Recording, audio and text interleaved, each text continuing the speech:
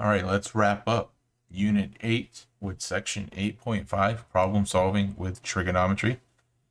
In this last section in the unit, we're going to concentrate on differentiating between an angle of depression and an angle of elevation. We're going to revisit some of our concepts from topic 2 to help us with this idea and to make our judgment or our decision making on how we approach each of these problems a little easier with something that we already know, we've done a writing assignment on, and we should feel pretty good about having mastered overall. Before we get into that, though, I want to make sure that right now you take a minute to assess how you feel about everything we've covered here. Do you feel comfortable setting up the sine, cosine, and tangent of a triangle? And by that I just mean, can you identify the ratio of the sides for those three trigonometric functions with little self-doubt while you do it? Can you tell me when I would use sine of x versus inverse sine of x or arc sine of x? And then that goes the same for cosine and tangent. If I'm looking at tangent of x, then I'm just looking at the ratio of the sides. If I'm looking at the inverse tangent of x, then I'm trying to find the angle that is formed when those two line segments or rays meet. So I want to make sure you guys could put into words the difference there. How do you feel about the law of sines? Do you remember the little template that I showed you to make sure we're always successful with it? On our left-hand side, we put our two known pieces of information. And on the right-hand side, we have one unknown and one known piece of information. And that'll leave us with four pieces of information, three of which are given in the triangle.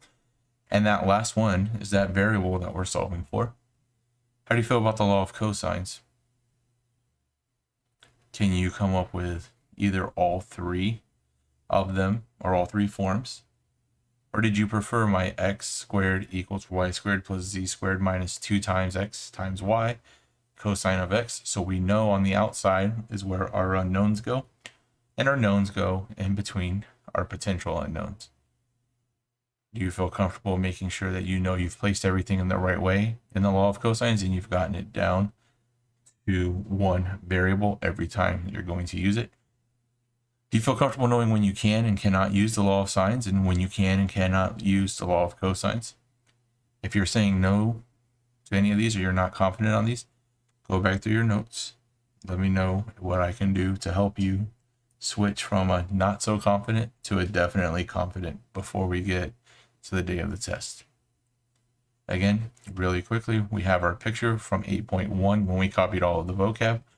And we can see there that the angle of depression at the top, that's at angle B, is marked in red. And we can see at the bottom, the angle of elevation looks up towards B from A, and B looks down on A, creating an angle of depression. What's important here is we should already know that if I were to ask you to find the measure of B or the measure of A, you would need an inverse trig function or an arc trig function. Keep that in mind as we're solving this, because this is predominantly going to be handled with, during the presentation, we're going to handle finding angles. In the homework, we're going to get a nice mix.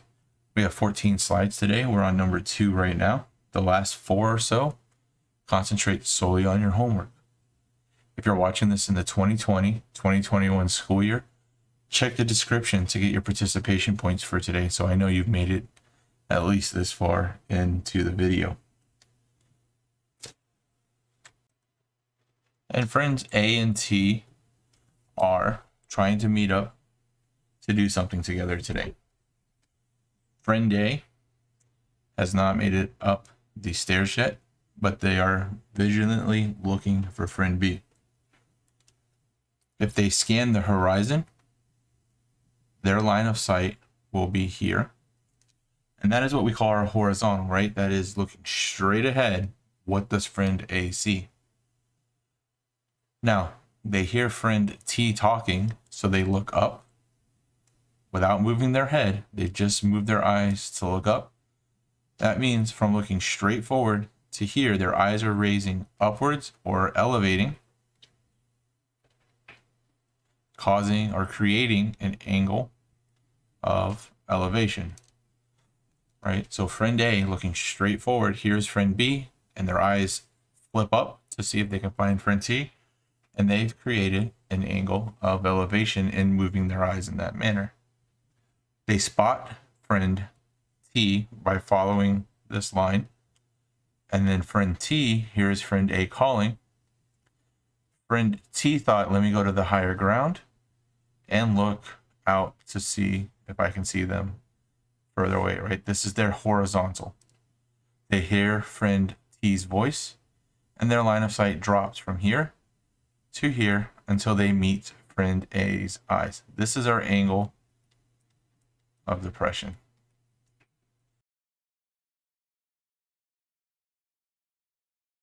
So if we think about what a depression means, it's kind of like if you look at the road, there's a depression in the road, it'll go like this. So it's kind of a downwards it's a lower area relative to everything else around it. So in our angle of depression, this is kind of like creating that dip. For our angle of elevation, if we ask, at what elevation does a plane climb in the sky, we're going to be looking about or thinking about the plane making gains upwards, and that's where those ideas come from. Now, with a little bit of information, we can easily find, let's say that these friends are 20 feet apart, and this friend is 10 feet higher up at his line of sight than friend A is at his line of sight. If I want to know what this angle is, then I can say, I'm going to use theta here. This is theta. And this is what we generally use to represent an unknown angle. So here's a new standard variable that you're going to be using for a long time now. So if theta is my reference angle, from theta, I know it's opposite, and I know it's adjacent, because if I drop this line straight down, that's going to be my 90-degree angle. So if I have the opposite and the adjacent of theta, I'm going to be finding the inverse tangent of theta, which is just going to be 10 over 20. And if I put that into my calculator, it's going to look like this. 10 divided by 20, that's 0.5. And then I need to come into my trigonometry area. Second, now I have my inverse tangent just like I've written out. And this is going to mean friend A needs to look up at 26.56 degrees. Let's put that in there. Theta from friend A's perspective is 26.5. Now, what about if we wanted to find how much does friend T have to lower their gaze to meet their friend's gaze? So let's close this.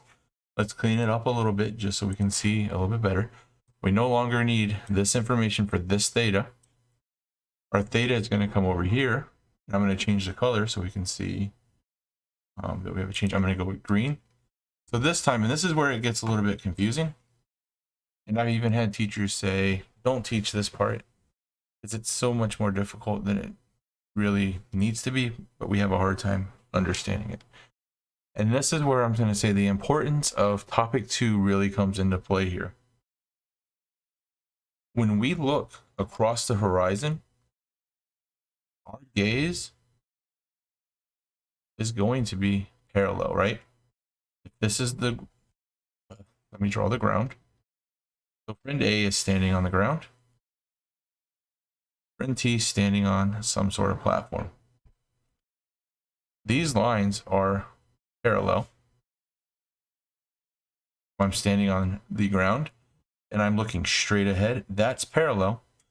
And if I'm standing on a platform that's parallel and I'm looking straight ahead, that's going to be parallel to the ground that I'm standing on. Well, we know from topic 2, and right now the exact theorem escapes me, but I believe it is 2.10. If two lines are parallel to another line, then all the lines are parallel. That means if this is parallel to this, and this is parallel to this, all three of those lines are parallel, and we can use that same reasoning to say all of these lines are parallel. Well, the nice thing about that is this theta and this theta are alternate interior angles. So we know that my red theta and my green theta are exactly the same. But can we show it using our trig functions? Well, I'm going to draw this line down. And we already know that that height is 10 feet. This platform is independent of that height. This height represents from the ground to friend T's line of sight horizontally. So that means this height, if I draw it all the way down, is also 10. They're still 20 feet apart. So if I look here,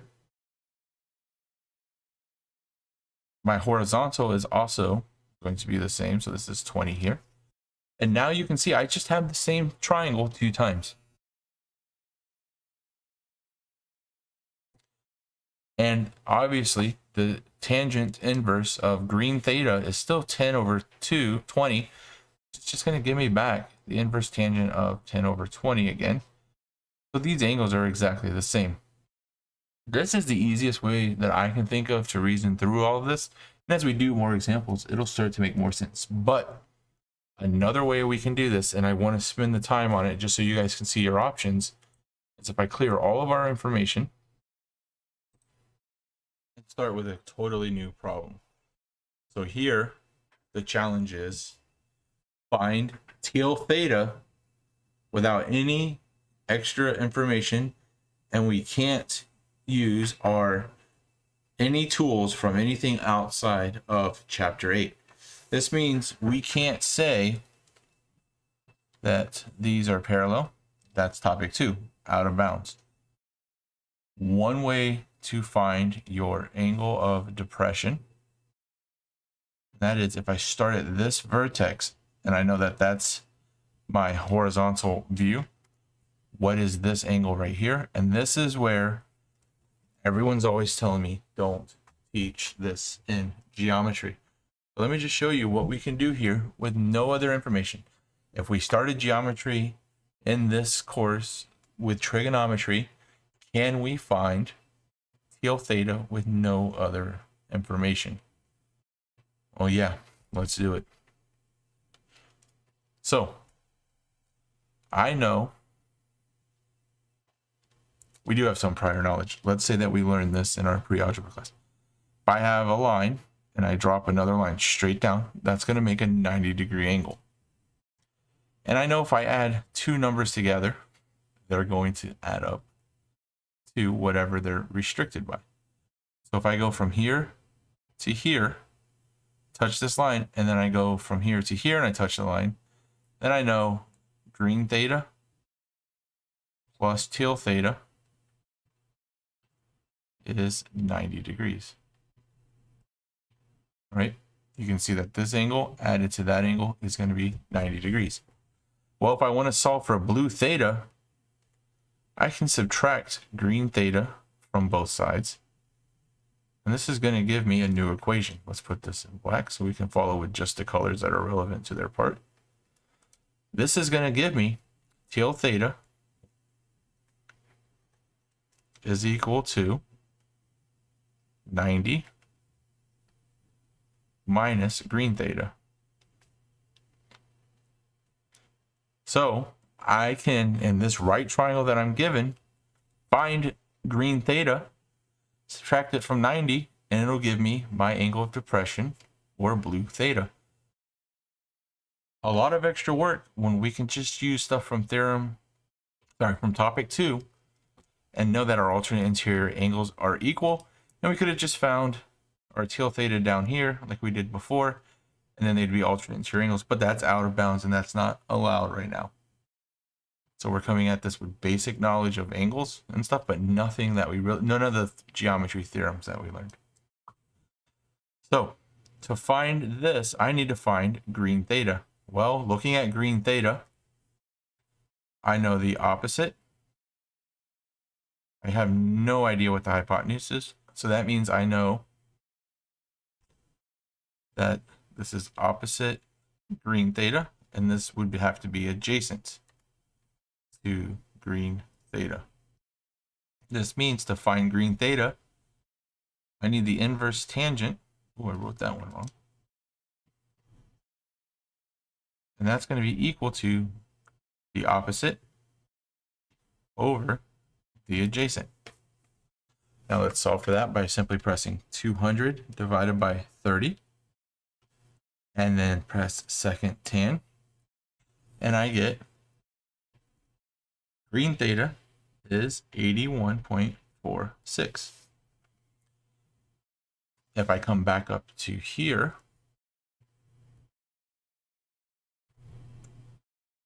knowing what green theta is means I can solve for my tail theta. And I haven't done anything outside of topic 8 and very basic things that a lot of us came into the class already knowing. So tail theta is going to be equal to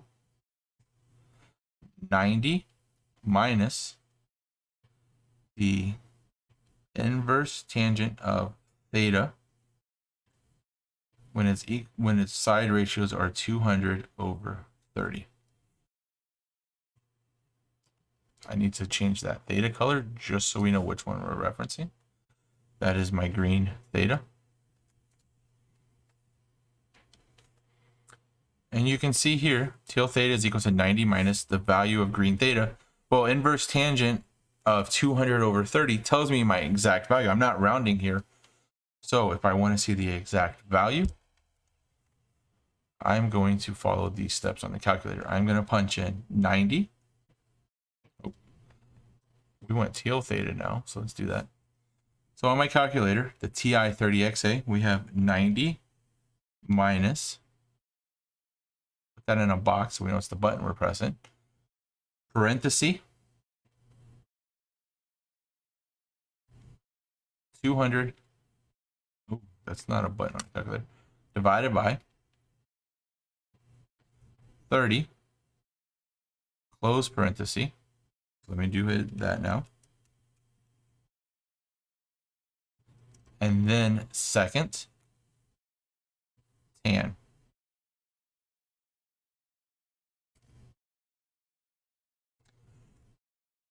And I get,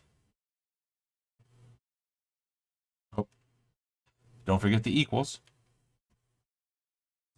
And I get that my tail theta is equal to 8.530766561, and that is approximately 8.5.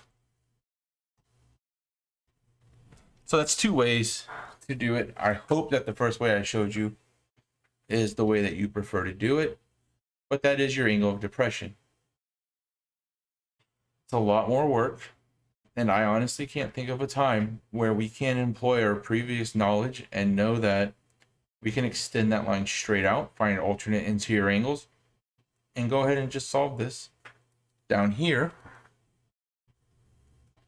We would instantly see this is just the inverse tangent of 30, over 200, and that's going to give me the exact same answer.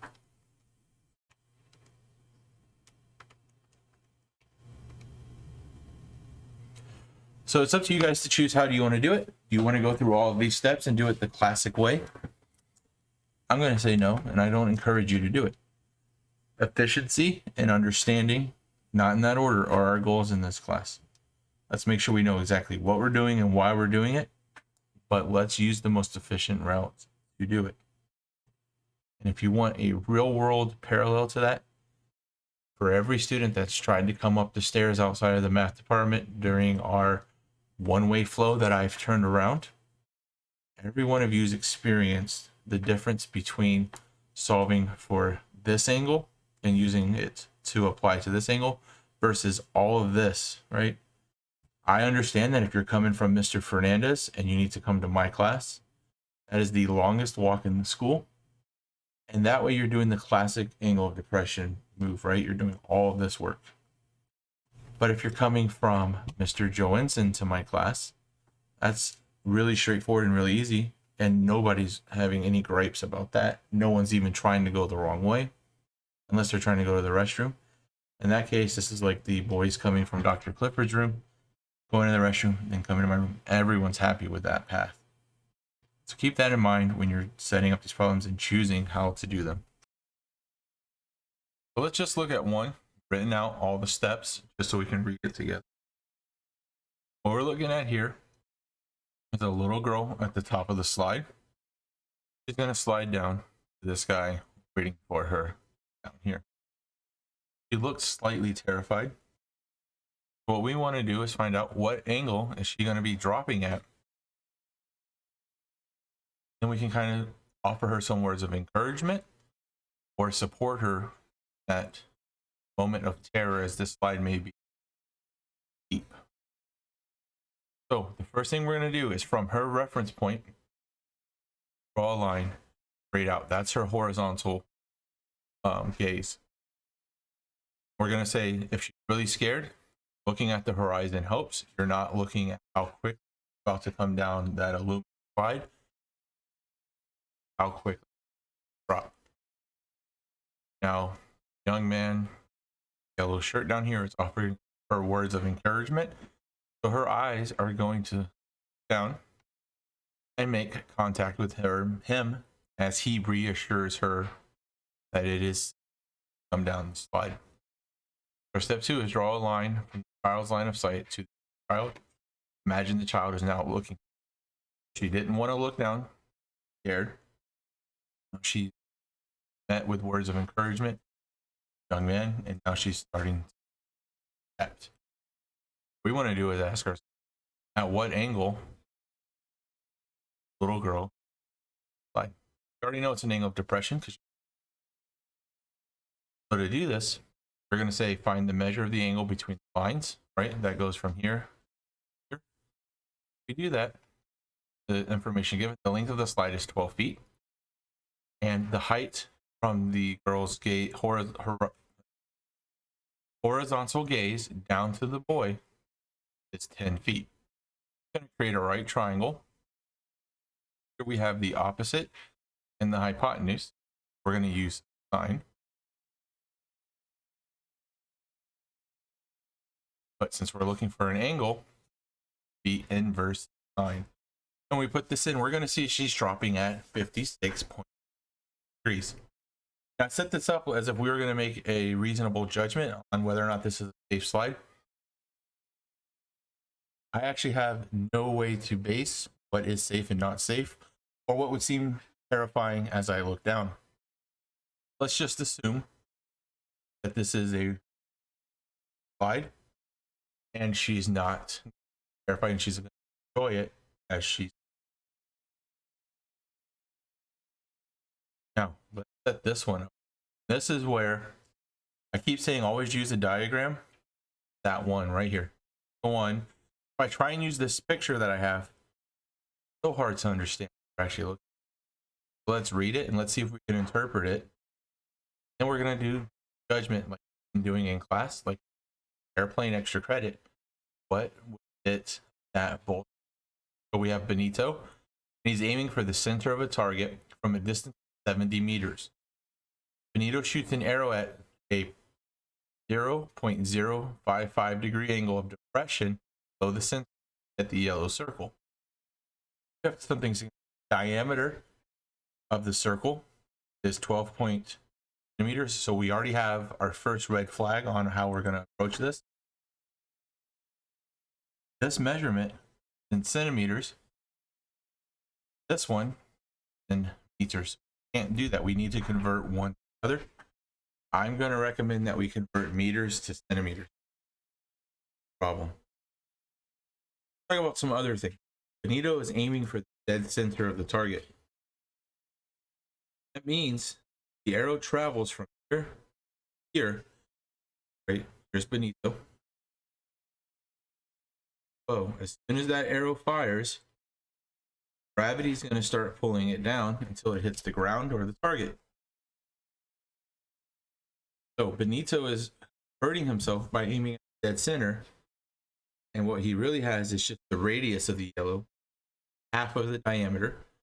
We're really just looking at 6.1 centimeters. That means as the arrow is flying, it cannot drop 0.1 centimeters or he misses his mark at the target. A lot going on here. We really go deep. Let's draw it. So I have already converted it for you. Are 100 centimeter time. What I haven't done for you here, drawn the triangle. What I want to do though is to make sure we understand how to draw this. And this is going to be our major clue. We know that the arrow is dropping at 0.055 degrees. It's traveling along the ground at 7,000 centimeters.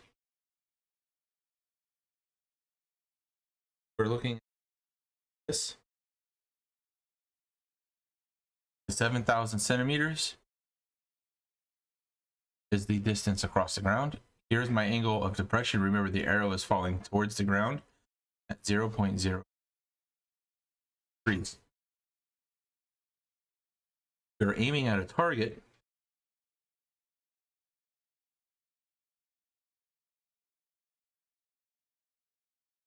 And we are aiming at the midpoint. So the arrow is dropping as it approaches the target. We need to ask ourselves, is over 7,000 centimeters, a 0.05 drop, is he going to be able to hit within 6.1 centimeters? Well, see here that this is the inverse tangent, and we're asking ourselves, how much does it drop? This needs to be less than 6.1 centimeters to hit the target. So over 1,000 centimeters, opposite.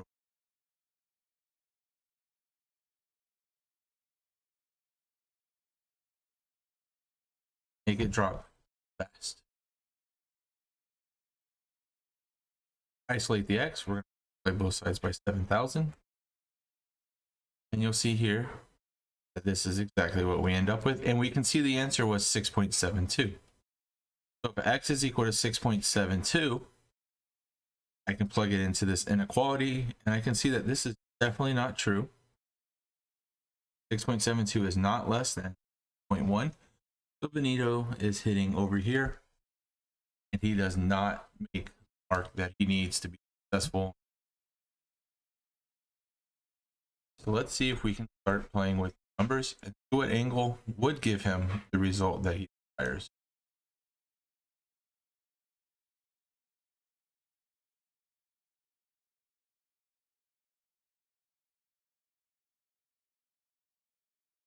So I'm going to play with this.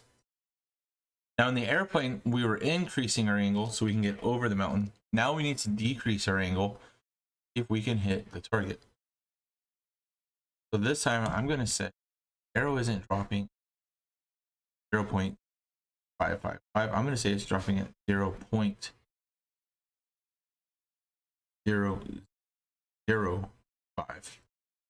If I draw that over the 7,000 centimeters, arrow is dropping at this rate now.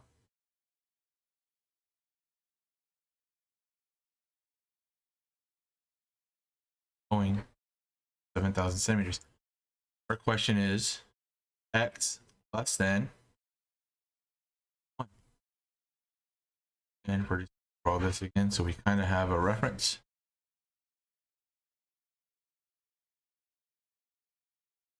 Aiming at center, arrow is dropping as it travels. We want it to hit somewhere in between these two line segments. If I set this up, I'm going to have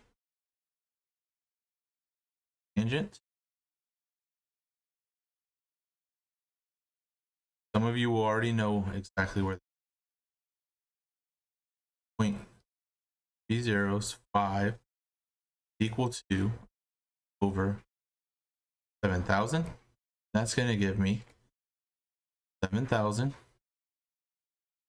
times the tangent of 0.0005 equal to x. Let's plug that in the calculator. Turn on my calculator, verify it's in degrees. 0.0005 tangent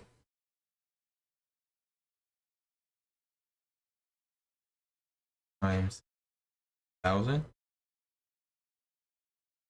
Tiny number. X is now 0.0. We had some overkill here. We could have taken out one of those zeros, but right now that arrow is flying and it's going to hit right here. It's barely going to drop. It's not even going to drop a full centimeter. No, it's not. Right at about. So at that angle, Nito's got a magic bow or a really strong draw, but he is able to hit the target and move on in his.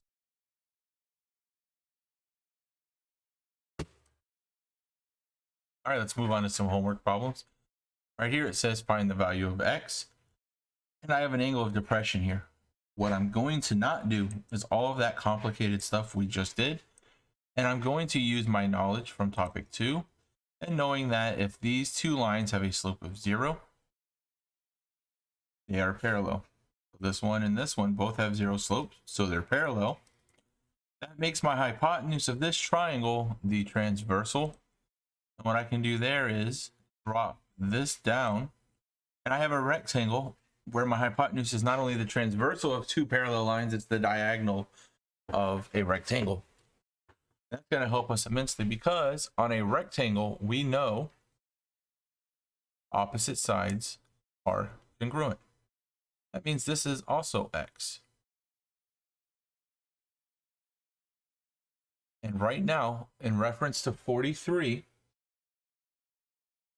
I have the opposite, which is x. Let me draw that out for us. Go skinny and let's go dark red. From 43, the opposite side is x and the hypotenuse is 690. I know without a doubt in my mind that if I have the opposite and the hypotenuse, I'm going to be using sine. So let's actually set that up. This is going to be the sine of 43 is equal to the opposite over the hypotenuse. And to solve for x, I'm going to multiply by whatever is in my denominator. It's going to be 690. When I distribute this, I'm going to end up with 690 times sine 43. Not too much change there. But here I'm going to have this 690 times x. But when I do that and then divide it by 690, I'll be left with x. So I can plug this right into my calculator. For my TI-30XA users, since that's what we get on the EOC, I'm going to punch in 43, hit sine. I should have 0.68199,836, and then whatever else the calculator is storing. I'm going to hit times 690, and that's going to give me 470.57884.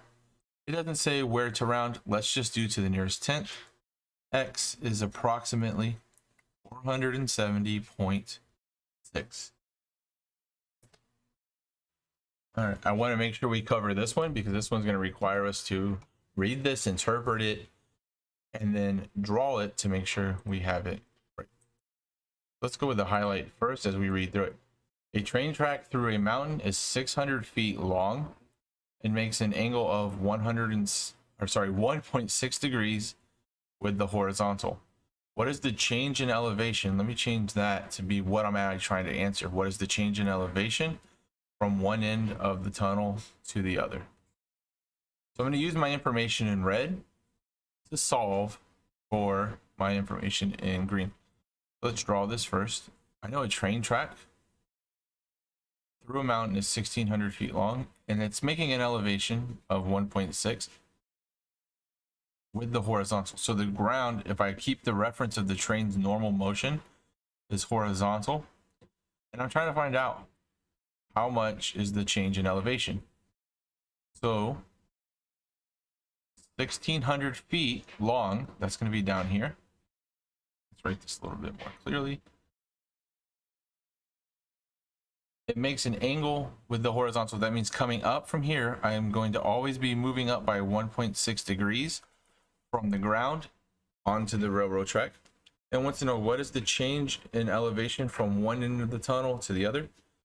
So this is where the train enters the tunnel. This is where the train leaves the tunnel, and it's on this track the whole time. And it's just asking how much did it go up while it was in the tunnel. Here I can see that my reference angle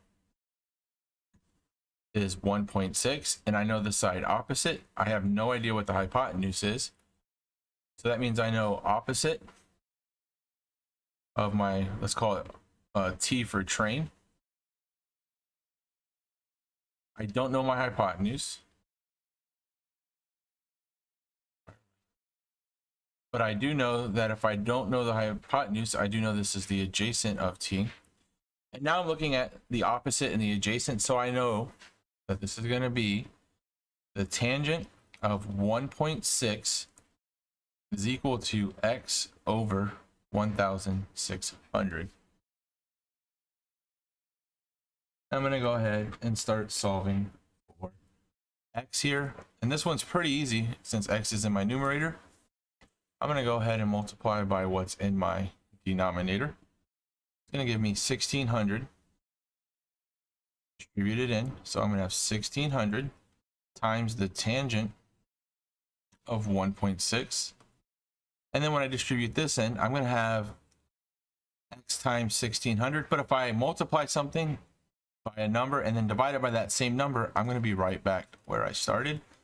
And that's going to be my answer for this one once I put it in the calculator. If you're on the TI 30XA again, turn it on, make sure we're in degrees.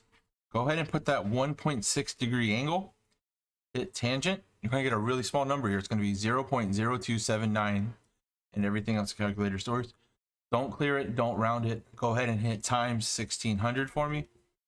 And you're going to see that your train's gain, right?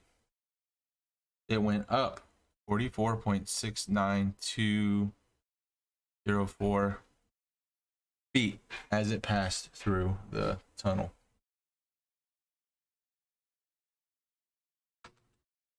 All right, this might be the toughest homework problem that we're going to have today. So let's get right into it. Again, read it, draw it, and then do your work. There's a hot air balloon is flying at an altitude of 2,494 feet. Seems pretty important, so let's highlight that.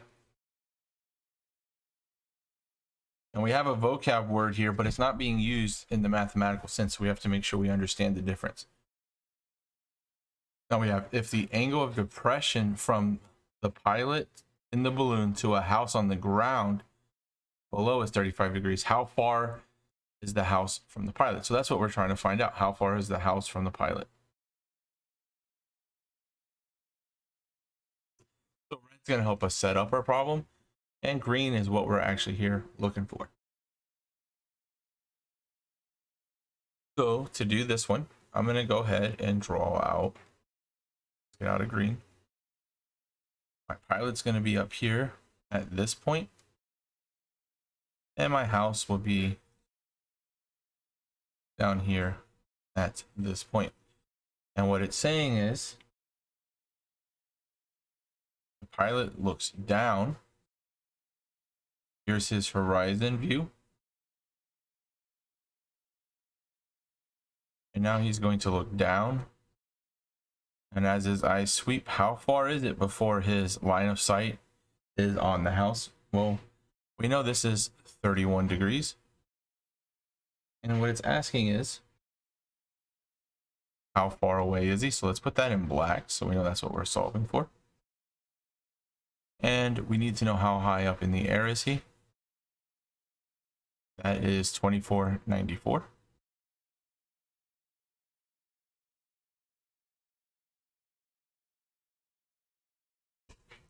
And we're going to be able to solve this in feet by solving for x. Now, we have two ways to go about this. Let's go with the easy one first. If I consider that the house is on ground and I draw a level line to here, I now have a right triangle, and I know that this side is parallel to this side, so I have alternate interior angles. So this is also 31 degrees. If I'm considering that, from this reference angle, I know my opposite and I know my hypotenuse. So I can set this up as the sine of 31 is equal to the opposite over the hypotenuse. And the hypotenuse is how far is the pilot from the house. Multiply both sides by x. This is going to give me x times sine 31 is equal to 2494. And now I divide by sine 31. These will cancel, and I'll be left with 2494 divided by sine 31 is equal to x.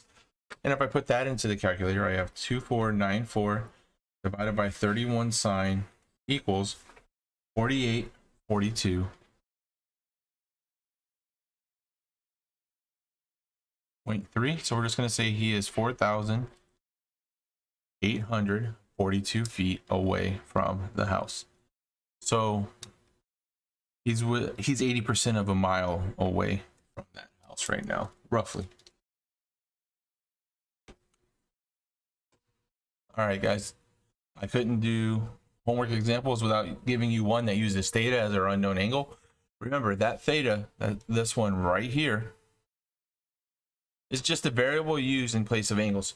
In Algebra 1, we introduced the x, the y. Those variables could be numbers.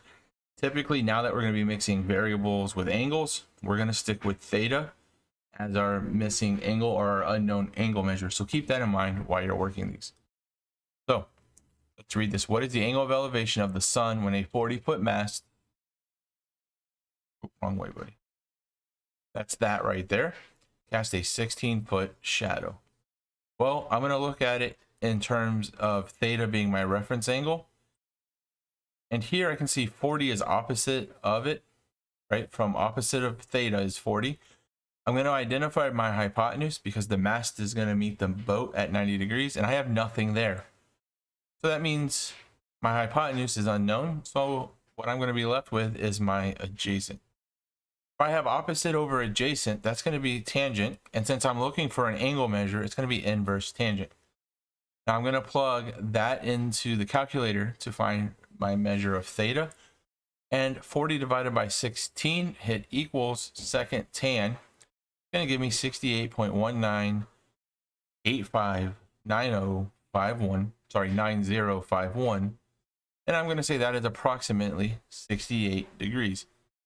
So when the sun is 68 degrees above the horizon, our 40-foot mast will cast a 16-foot shadow.